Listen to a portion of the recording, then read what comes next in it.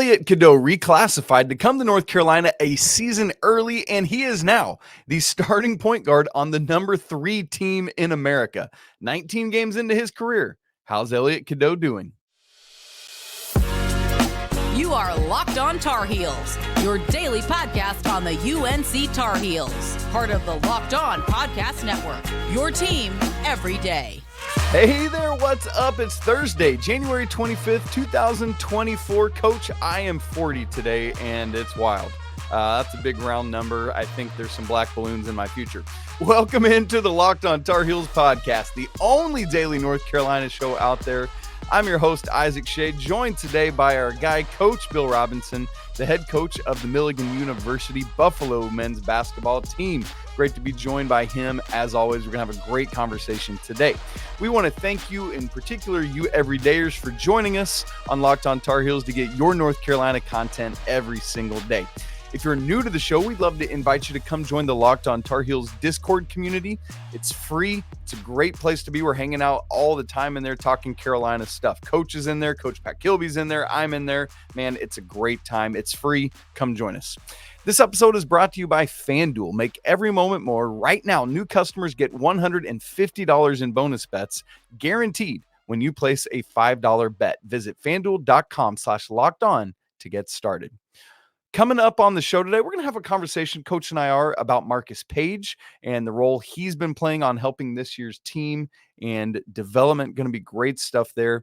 And then towards the end, we're going to get into talking about what the next step is for this team that's already done well, but how can they continue to rise going forward? But Coach, before we get there, you and I were chatting about a couple days ago, hey, what are we going to talk about on Thursday's show? And you're like, man, Isaac, I feel like it's time. We got to talk about Elliot Cadeau and just the steady improvement that he's been showing throughout this season. So I got a few talking points, but I know, man, this is something you wanted to get in on. And so I'm just going to pass the ball to you and let you go for a little bit here.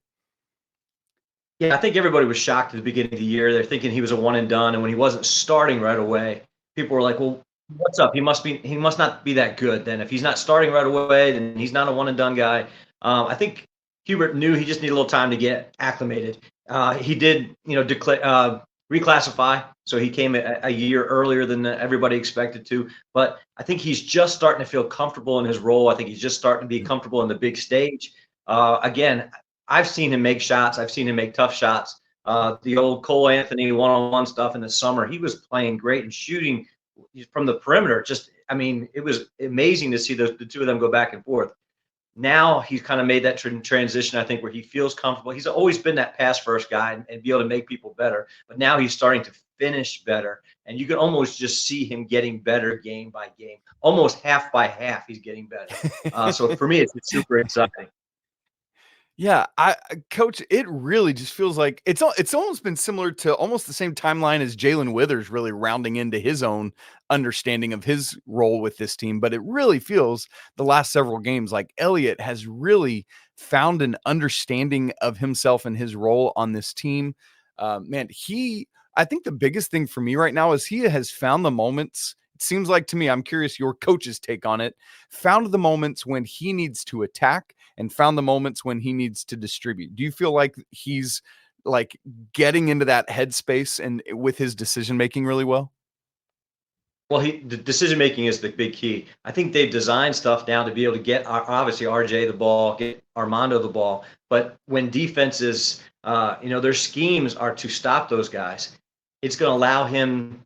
I think we saw it the other night against Wake Forest. They're not going to let RJ touch it, not going to let Armando. Now all of a sudden you got this lane that's this big, and he's just driving to the rim. There's nobody there. There's nobody that wants to come help because he's such a good passer.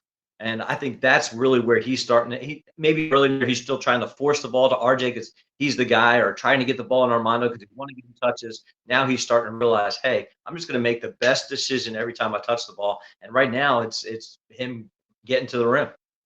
Man, yeah, it's like Moses is standing there in the backcourt with his arms outstretched wide, and he's just running down the middle of the Red Sea.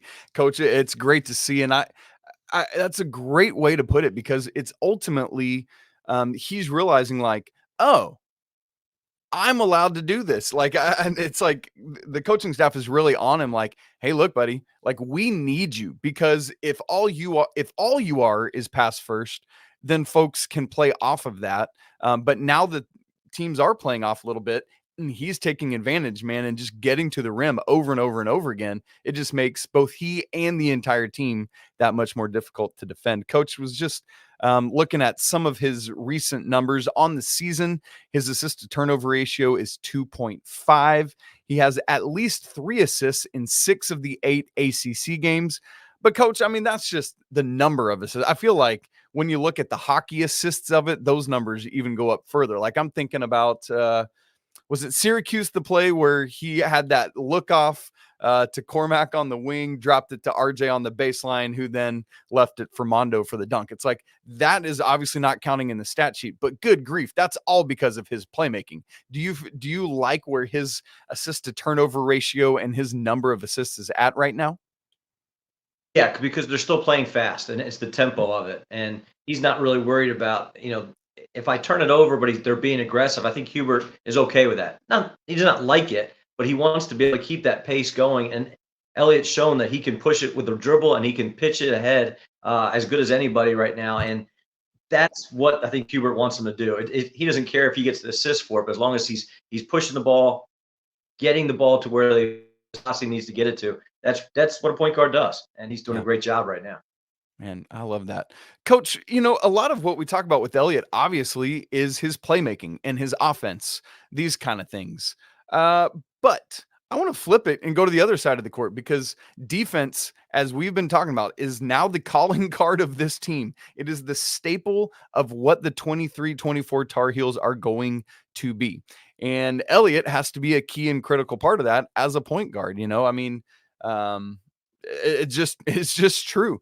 And so how would you grade what you're seeing from him defensively? And I would ask that in 2 ways, and you attack this however you want to, both individual man-to-man defense and then playing as part of the team defensive philosophy, which has to be there or it all falls apart. Yeah, it's funny. I was sitting in my chair back in the spring, and my phone rings, and it's Hubert. And very odd for him to call me. He'll call me back, but he'll never really initiate a call. And I just looked at my wife and showed it to her, and I said, something must be wrong. Answer the phone, hey man, what's going on? What's happening? And he says, well, Elliot Cadeau wants to reclass. He wants to come early. What do I do? It puts RJ and him together in the same backcourt.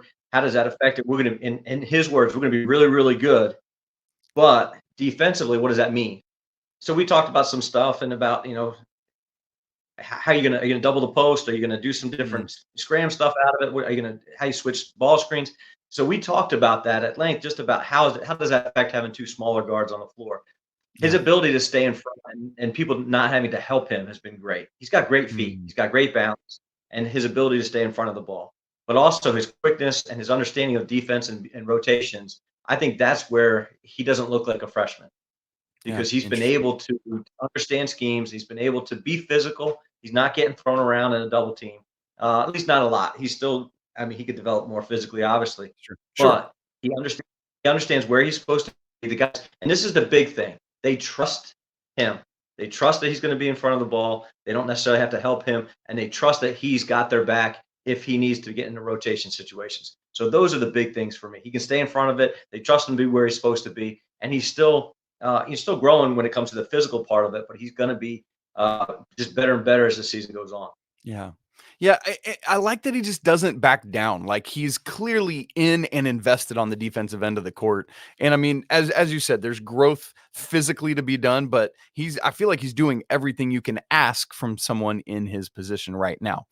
Coach, you talked about those summer battles with Cole Anthony. One of the big things that came out of those conversations was Cole discussing how quick and fast and athletic Elliot is, but just at this point, still learning to need how to shift gears, which I know most of us drive automatics in this day and age. And so that's not something Elliot's ever had to learn to do. Coach, do you feel like he has heeded that advice 19 games into his Carolina career and is learning how to shift a little bit? I think he does, but I don't think he needs to do it a ton right now. I think in a year or two, whenever RJ's decided he's not going to be there anymore, they're going to need him to be more explosive.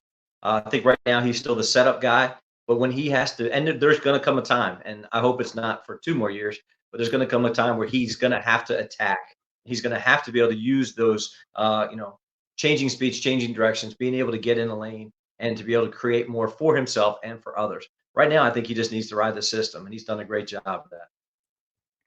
Yeah, and it's so interesting how this whole offseason, Coach, I just said this over and over. I was so sure of it that I said Elliot Cadeau is going to make a massive impact for one of his teammates. And Coach, I was half right and half wrong because clearly he is making a massive impact. It's just that I always said it was going to be Armando, and that's where I missed. Not that he's not having a huge impact for Armando. I just think Elliot's impact is even more important for what we're seeing from RJ Davis right now, the person we all think is the front runner for player of the year. What exactly is it? You just talked about him being right now the setup man. Why is it that that Elliot is such a capable and helpful setup man for RJ?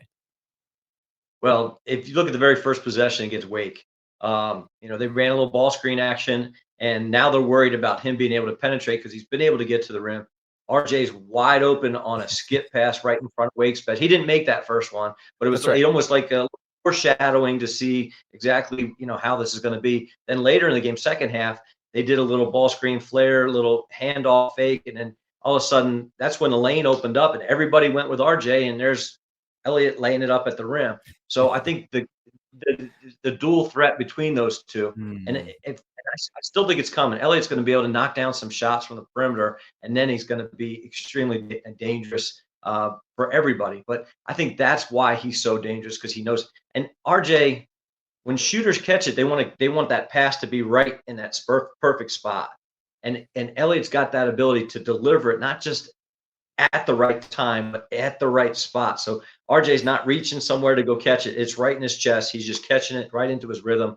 And shooters are rhythm shooters. Great shooters are rhythm shooters. And RJ's definitely a rhythm shooter. And when a great pass comes, he's going to make a lot of shots. You're pretty proud of your New York, New Jersey area homeboys, huh, Coach, from your neck of the woods? Yeah, RJ is where he went to high school, is right around, literally within 5 minutes of where I went to college. So got a chance. The first time I shouldn't say that. First time I met RJ was on Bourbon Street before the national champion, the semifinal game that Thursday. I just ran into him, and he and Leaky, and just got just a great chance to catch up about a little bit about New York. So, and of course, I love Elliot's from Jersey too. So, gotta love those northern guys. Yes, love that. Speaking of Leaky, man, it was great to see him knock down some free throws and have a little bit of a good game for the Hornets the other night. Good stuff there. Coach, yeah, I mean, I felt like the Wake game was the best. You talked about how the dual threat nature of RJ and Elliot, and I thought that game was the best they've been together, and I think it's only hopefully upward and onward from here. Now, Coach, let me ask you one more question about Elliot, and then we'll move on to our Marcus Paige conversation.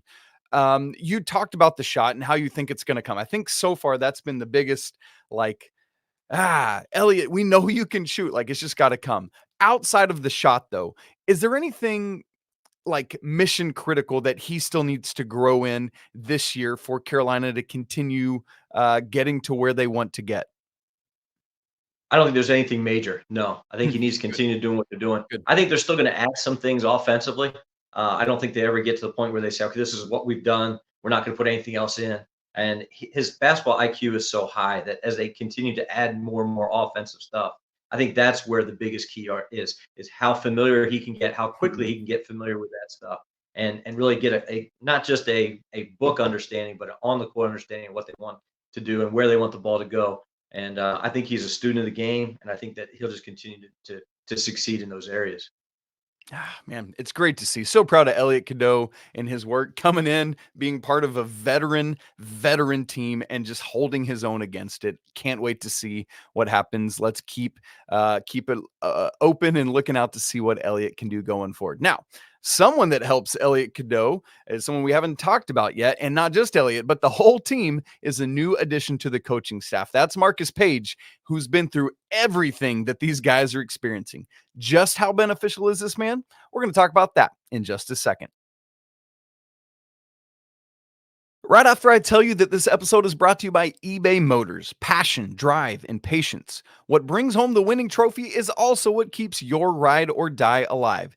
eBay Motors has everything you need to maintain your vehicle and level up to peak performance, from superchargers to roof racks, exhaust kits to LED headlights, and more. Whether you're into speed or power or style, eBay Motors has got you covered. With over 122 million parts for your number one ride or die, you'll always find exactly what you're looking for. And with eBay Guaranteed Fit, your part is guaranteed to fit your ride every time or your money back. Because with eBay Motors, you're burning rubber, not cash.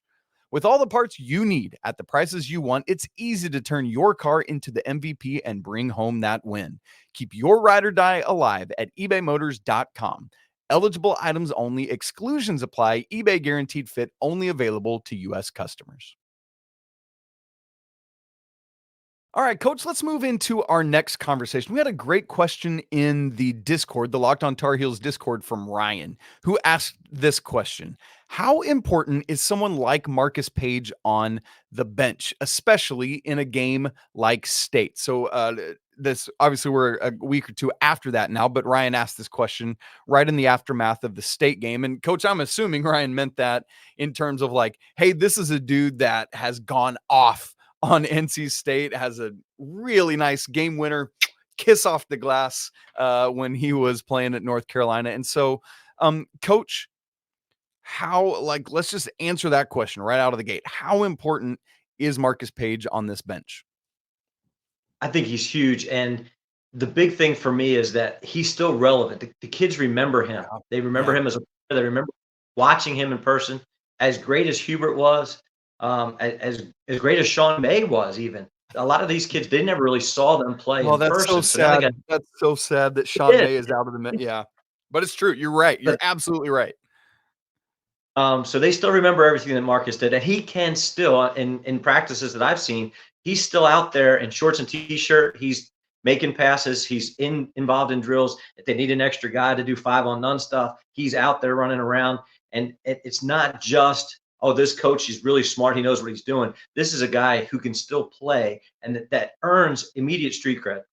They have immediate respect because this guy, he's still, I'm at 299 threes, I think, all time at Carolina, that's right. something like that. He's the leader. That's right. He still can sit there and say, hey, I know you shot the ball great tonight, RJ, but I did too. So, and here's some ways that you can get better. And they'll listen to him. They'll listen to him more, maybe as a buddy, as a friend, as that, maybe that assistant that's closer to them than maybe that they could just go to Hubert or to Brad, whoever, to talk about their game. They could go to him, and it's just different because he's still close enough and good enough that they feel like maybe he's still part of them.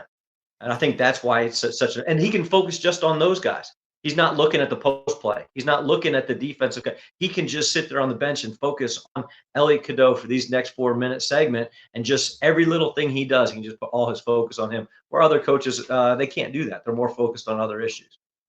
Yeah, you're so right, because I mean, like with Coach Davis, if a player wants to see him, or even Sean May, as you said, which is still rattling my brain. Coach, I was what year was it? That was my junior year at Milligan, then college, when Sean May was winning that national championship. So I get that. Like, these guys were all very young then, or maybe some. I can't think of math. Maybe they weren't even born. I don't know, but.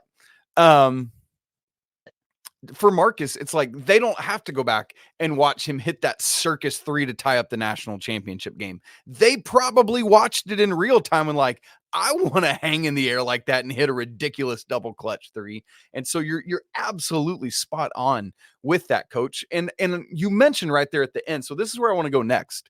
That you go to the bench and you see these guards going to sit there. So let me just lay out the bench order from the scores table out. You'll notice, folks, it's Pat Sullivan, then Sean May, then Brad Fedrick, then Jeff Lebo, then empty seat, and then Marcus Paige. He's not shoved up right next to Coach Lebo. There's an empty seat between. And so typically when Elliot or RJ, another guard, comes out of the game, they'll go plop down right there between two of the best guards in Carolina history in Jeff Lebo and Marcus Paige. What's happening in those conversations? Real quick, I was a junior in high school, went to Messiah College Falcon basketball camp, and the coach who came to demonstrate the shooting station that he was a guest speaker was Coach Lebo, Jeff's dad. And wow. Jeff came out as a Jeff was doing the demonstrator, and he shot for 15 minutes. He missed one in 15 minutes of shooting. And Jeff and I have talked about that before. It's just wild that long ago. That was 1985, 1986, something like that. But crazy to think that long ago we were still in the same gym together. But to be able to sit between those two, you got the old wise veteran who's and Coach Lebo is not going to pull any punches. He's maybe even it could be good cop, bad cop, because if you made a mistake, I'll tell you about it. And then you got Marcus sit there and go, hey, yeah, you did that, but you also did this good. And I think that's the best of both worlds. You got two really great players who are, I mean, obviously Coach Lebo is a great coach too. Marcus is going to be, excuse me. I mean, they're going to be great coaches. So to be able to sit in between those two guys and have Marcus Paige on one side and Jeff Lebo on the other, what a great way and that's why those guys can develop so quickly. And you can see somebody like Elliot just getting better day by day because they have great people around them. Man, it's so, and we already you mentioned how Marcus is number 1 in Carolina history in 3-pointers made with 299. Coach Lebo was number 8 at 211. It was higher up, but RJ just passed him recently. In fact, RJ right now is 2 away from tying Rashad McCants and Donald Williams for 5th all time. And then Wayne Ellington is not too far ahead. So, Coach, you've got 3 of the top 10 3-point shooters in Carolina history sitting there on the bench together when RJ is between them. It's wild stuff. One more question about Marcus, and then we'll move on. One of the things about Mark, you talked about Coach Lebo being bad cop, 100%. With Marcus, man, he is, when you think good cop, that is this guy.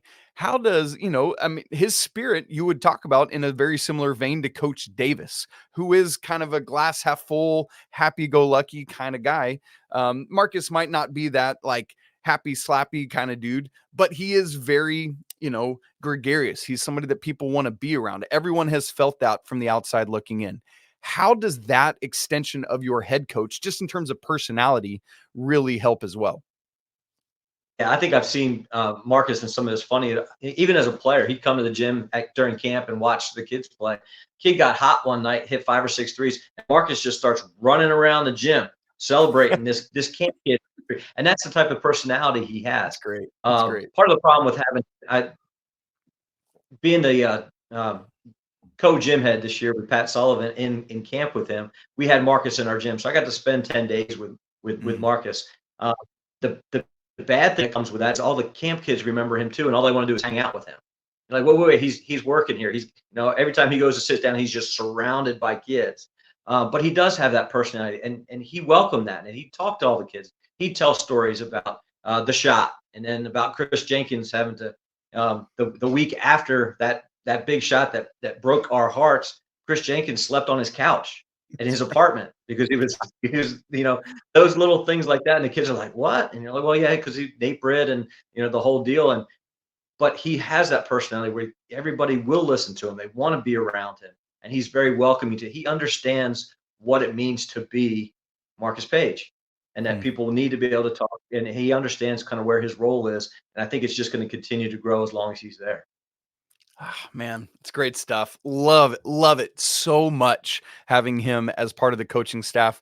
Big thanks to the NCAA for expanding how many assistant coaches you could have. It's great stuff, and it allows this to happen. Now, Coach, Carolina, thanks to Elliot, who we talked about, thanks to Marcus and his great coaching and the rest of these guys, the Tar Heels have ascended to number 3 in the nation this week.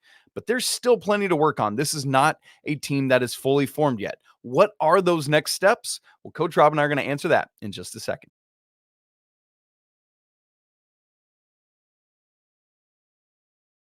Following the Wake Forest game in our live postcast, we had several great questions. Wasn't able to get to them all, but one of them, Coach, came in from Jacob Porter. And Jacob asked, what is the next step for this team to being truly dominant? And Coach, I love this because it's easy on one hand to look at this and say, look, the Tar Heels are rolling right now. There's nothing that's going to get in their way. They're going to buzzsaw through the rest of the ACC. I mean, let's be honest. They're probably going to get picked off a time or two down the stretch. That's just college basketball. It is what it is. That said, there are clearly ways this team can still continue to grow. So, Coach, let's each mention one. You start. We'll talk about it. Then I'll do one, and we'll talk about that. So, Coach, What is the next step, in your opinion, for this team to being truly dominant? Yeah, the big thing for me is not really X and O stuff. It's a mentality. It's a focus, and it comes from Hubert down. But I think it comes to you get that feeling. Hey, we're never going to lose again. They have to remember what they've done to get there, and I think that's the daily message. It's got to be from the coaching staff. Is yeah, we're playing great, we're rolling, we're doing great things, but this is how hard you had to work to get there, and this is how hard you're going to have to work today to make sure we don't slide backwards. And then to move forward, we're going to have to be able to do what we've done. And it's the toughness. And to me, it's the defense still. The defense has been great, but it's got to continue to go.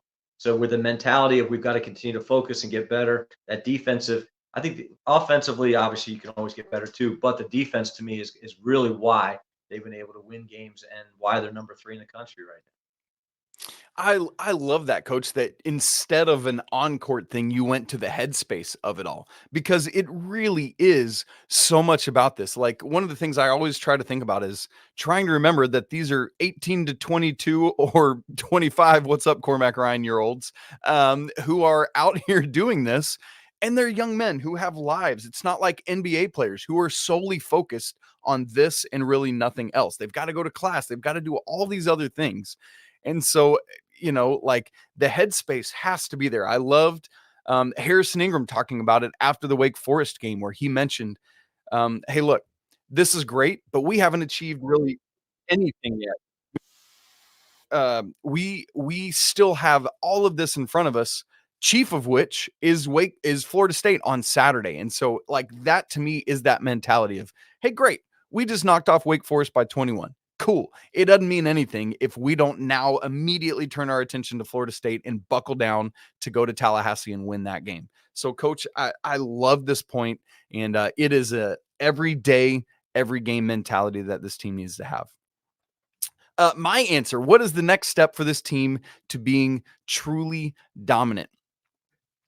Coach, for me, interestingly enough, it is, excuse me, I'm so sorry. The continued maturation of the bench is what I wanted to say. I think we are seeing how the starting 5 has been so solid, so strong, especially as we talked about earlier with Elliot coming in and just really rising up. But one of the things we saw, I think, in the national championship run 2 years ago was that because of that over-reliance on the Iron 5, man, guys just started to physically break down a little bit. Well, I've talked about it. I talked about it, I think, on yesterday's show, how Coach is utilizing the bench a good deal more this year. It's up over 20% now. But as part of that, we've seen Jalen Withers, as we mentioned earlier, really starting to come into his own. Seth Trimble, the same. I'd like to see Jalen Washington take some more steps forward. You've talked about a lot of hoping for Paxton Wojcik just really kind of figure out the headspace of it and find his shot and confidence. Zayden High, we know, is just here and there going to have these spot minutes. They're going to be critically important. Even maybe James Okonkwo, like he did at Boston College with all that foul trouble in the first half. I think the bench's ability to continue to produce and spell the starters so that they can continue to have all the physicality they need, for me, is critically important going forward. Yeah, and it's not just, thinking about championships or in March. The minutes that they get between here and in the conference tournament are huge. That's so true. My college coach came to me one time and said, hey, we need to get your minutes down. We need to keep it around 30, 33. And I'm like, I want to play 40. And that's the way RJ is. And mentally, that's the way Elliot will be. And that's where they want to be on the floor all the time. But for the betterment of the team, if those guys can average less minutes now, that means come tournament time, the rotations shorten, the minutes go up for the starters, but they'll be, they'll be healthy. I really believe championship game, if Armando hadn't played so many minutes, he was just done. His body that last half against Kansas, he just didn't have anything left. He gave everything he could, and there was just nothing left. If he can eliminate maybe 3 or 4 minutes a game, that will just make him that much more dangerous come tournament time. Yeah, that's a good word, Coach. I had put so much of it on the end, but you and your wisdom as a coach are talking about the journey, and I think that's the critically important part. All right, gang, man, this is a great conversation today, talking about Elliot, talking about Marcus Paige, and then critical steps? We'd love to hear your answer to this question. What do you think, folks, is the next step for this team being truly dominant? You could let us know what your thoughts are in the Discord or in the if you're watching on YouTube, in the comments below. But that's it for today's episode of Locked on Tar Heels. Coming up on tomorrow's show, we are going to get you ready for that Florida State matchup on Saturday, and then we'll have a live postcast after that. So looking forward to chatting with you there. That'll be win or lose, I should mention, but hopefully win. You can email us lockedontarheels@gmail.com. Don't forget to subscribe to the show on video and audio. If you're watching on YouTube, smash the like button so we know you're here. Also, it would mean a lot if you would go leave a rating and review places like Apple Podcasts. It's so helpful to do so. It's always a great day to be a Tar Heel. Can't wait to talk to you again tomorrow. But until then, for Coach Rob and myself, peace.